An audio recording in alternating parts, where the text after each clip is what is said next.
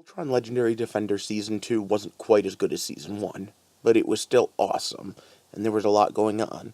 So let's talk about all the good and the bad that comes with Voltron. Welcome to the heart of the stories we tell. My name is Rob, and tonight I will be reviewing the last 5 episodes of Voltron Season 2. Overall, the series itself isn't just the perfect mix of nostalgia with updated concepts. I like the way they do a lot of things, even if there's one or two things that I wish they would update a little more. At the same time, I'm going to hold firm with my Electrum rating. The series was good, but not great. But let's break down into individual spoilers for each episode and throw this up here. So once again, it's stop. Spoiler time. So I'm really still loving it. And overall, the fact that we don't have Robeasts every episode, and the fact that we have some great interpersonal moments with the cast, definitely break up a 13-episode season that's really about 7 hours into a good little chunk. But let's talk about each individual episode, and then we'll do a wrap-up at the end. So we'll start with episode 9. This episode really starts off what's basically a trilogy of episodes that follow the basic concept of they're splitting up to get their plan going. And I like this. I like the whole concept of doing individual sets of episodes that have them enacting one plan, instead of one 30-minute block of what's going on. Now in this particular case, we have two of our paladins going off, and it's Hunk and Keith. There's some crazy and funny stuff, especially a good throwback joke to Coran leaving them instructions. But in general, most of this is just a Keith and Hunk episode, with Hunk constantly reminding Keith, hey wait, you're Galron now. Does that mean you're bad? I mean, they're obviously setting something big up here with this whole fantasy racism thing. Episode 10 continues with it being a prison break. In this case, they need to break someone out of a prison, and throughout the episode I keep waiting for the Star Wars reference because the prisoner keeps quoting them the odds of surviving. Now, it's kind of interesting, and this new comical character obviously is going to be very useful. I do wonder, though, why they went with Betatraz. Is that supposed to be an Alcatraz joke? Okay, it wasn't too bad. Overall, the episode itself had some great moments in it, but for the most part was very levity-heavy. Episodes 9 and 10 obviously link together for what the team's doing, and lead into what's coming next. Staying alive. Alright, sorry. So episode 11 picks up right where episode 10 leaves off, pretty much. Well, actually a little before. It's the culmination of the trilogy as the princess, still not a queen, finishes her part of the next big plan. Meanwhile, a Robeast attacks her, and all of this happens pretty quickly paced. Compared to episodes 9 and 10, this one's obviously running much faster. However, I have a special spot in my heart for Staying Alive, not just because I got to sing for a minute, but because it's a trope-busting episode. In shows like this, often a lot of times the enemies just stand there while they change form, and we have these jokes all the time. What, did they just wait while they formed up? But in this, we have the team have to find a way to form Voltron, because if they take even a minute off their attack, the Robeast is going to slaughter them, or the castle. We also get a little push forward in the alien prejudice thing, and we get a great throwback moment at the end. In fact, this episode very much feels like it's the one that if you only caught one episode because it was on TV instead of Netflix, this was the one that would catch you up on everything going on. And I wonder if that was intentional or not. Episode 12 actually is disappointing after that name. I was totally hoping for a mice and men joke based on the mice. But okay, episode 12 is really what's going to happen. Because you see, it starts off with everything lined up for a fight. The princess talking about keeping the alliance together even though they're about to go defeat Zarkon and kick his butt. And we're off to the races. And the fact that the Galron spy isn't in place is an issue, so we have Keith volunteer for a suicide mission, which is dumb in its own right. I mean, come on, we only have 5 people that form Voltron. Anyone but those 5 should be on that mission, but okay. We also get a very disappointingly quick wrap-up to this fantasy racism theme that's been building all season. We didn't get a member of Alora's race that was a bad guy like I thought we would, but we do get at least a decent message from her. It's not in your blood that matters, it's who you are.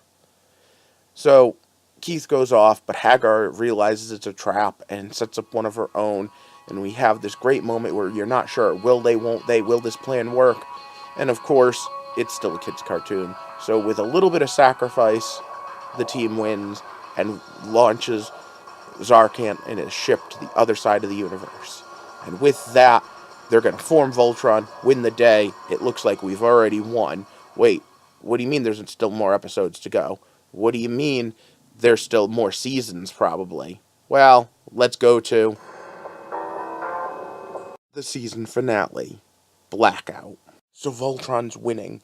It's knocking out the weapons. It's knocked out the engines. The ship is all but crippled until Hagar pulls something out of her magic tricks. A spell that drains the quintessence right out of it things. And she hits Voltron. And that is the Blackout. But it gets worse still, because not just is there a magic trick up their sleeves, but they have their own form of Voltron. Now, King Zarkon says, get my armor ready, and you expect it to be battle armor. But it's not battle armor, it's power armor. It's no longer enough that he can take on a lion one-on-one. Now, his power armor, he can take Voltron on 5-on-1. There's this moment, about 7 minutes into the episode. Allura decides that the only chance is to fight the Roe Beast with the castle. And in doing so, blasts it, but it reflects the back at her. Her last words to the team, you're true paladins. Reach out to each other.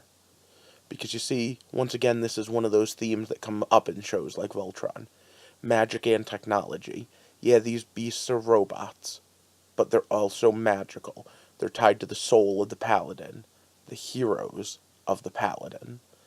And then, when all seems lost, the castle is taking a direct hit, Voltron has no power, and King Zarkon is in a battle armor, about to strike the final blow. Everyone on the team gets one of those cool moments where they say something cool and their lion comes back up, but I like Lance's best. If we're going to go down, we're going to go down swinging. But all of the bravado in the world, and all the teamwork in the world isn't going to help, because Hagar's still out there. Hagar can still drain their quintessence yet again.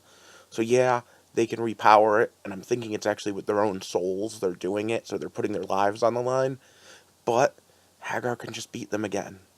And so that means that the true hero of this story isn't going to be Voltron, as much as you want it to be. No, the true hero of this story is going to be the person that decides to say, screw all of this fantasy racism, I'm going to work with the Galron, they're going to get me to that ship, and I'm going to go fight the witch myself. And you know what? I've been saying it all along, but she definitely deserves the title Queen. And where there's lots to talk about in that climactic fight, I want to say, I guess I was right after all, because we did meet an Eva Altaean.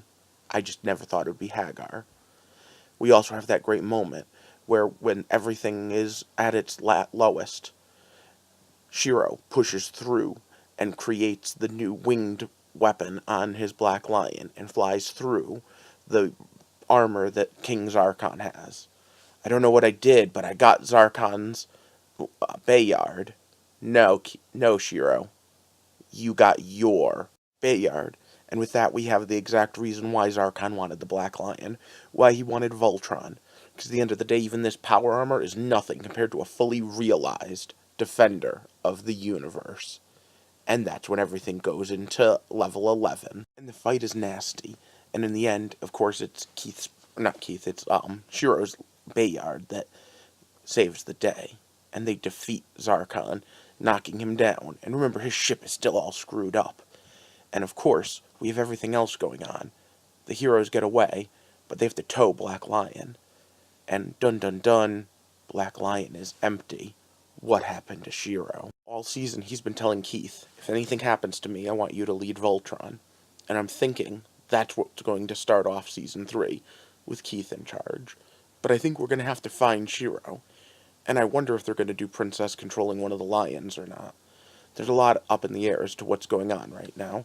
I'm not fully sure, but I do know one thing. Back during Season 1, there was a character I was really hoping to see their version of. And the end of this season gave us the first hint. The king is injured, possibly dead, at least dying, if not. Summon the prince. So just because one story is over doesn't mean it's the last we've heard of Voltron. as much as I didn't enjoy this as much as I did the first season, which is evidence in the fact that it took me more than a week to watch when it only took me a week to watch the first season, I'm still really liking it. It's obviously a kid's cartoon, but it also has things that are throwbacks and some pretty adult moments in it. They really are handling some big issue items, and I'm curious to see what they're going to give us next year. In the meantime, why don't you let me know down in the comment section what you think of Voltron? Do you think that it's better or worse than the original? Or would you prefer to go see something even more adult? I don't know. I'm liking it so far, but let's see what you think. And then if you could give me a like and a share, and of course subscribe, I'm trying to build the community so I can take a look at all the stories, big and small, childish or adult, and walk through the heart of the stories we tell. Thanks for watching.